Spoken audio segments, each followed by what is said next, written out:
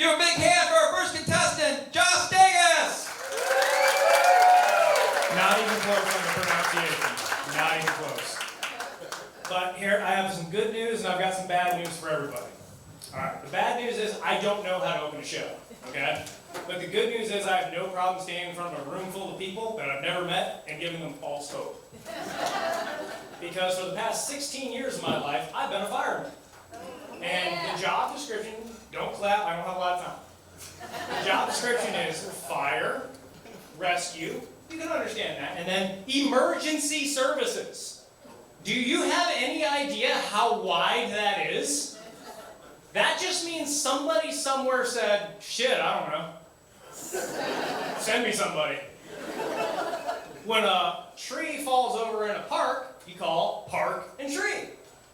When a water line bursts, you call the water department. When a Ford Taurus is parked on top of your 11-year-old, you call me.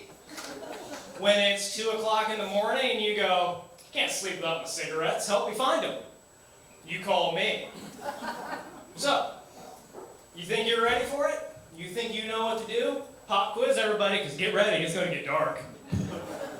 So, you went on a date with a 6'6" mountain of a man.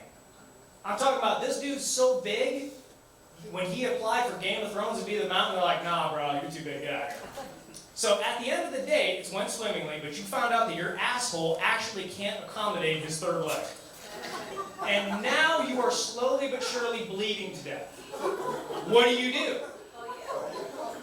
That's what that guy did. So the call goes out as a hemorrhage, which means a bleed. So I come out there and there's blood all over the ground. I think somebody got stabbed, and in my defense, that dude did take a stab. Okay? So I roll up, and long story short, he's back on his hands and knees. I'm on my hands and knees looking at his whale eye, seeing blood and cum come out of it down his pale leg like the worst candy cane you ever seen in your life. You know what my favorite part about that joke is? Is that at least one of you will remember that on Christmas Day. That's right, we're together again. Isn't that great? So anyway, back to the guy bleeding to death. So I'm looking at it and I don't know what to do. But I also come to the conclusion of saying, well shit man, I guess you're going to bleed to death. That's probably not going to calm him down. So I got to put on my thinking cap. I got to think, what would I do? Well, I just said it looks like somebody took a hunting rifle to his asshole. It kind of looks like a gunshot wound.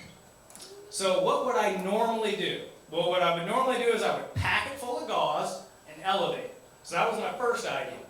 But then I realized this dude's ass being elevated and packed is how we got in this situation. Probably not going to fix it. So I'm looking around, and I go, you know what? Somebody get me a tampon, and somebody get me a tourniquet. I'm about to make a Christmas miracle happen.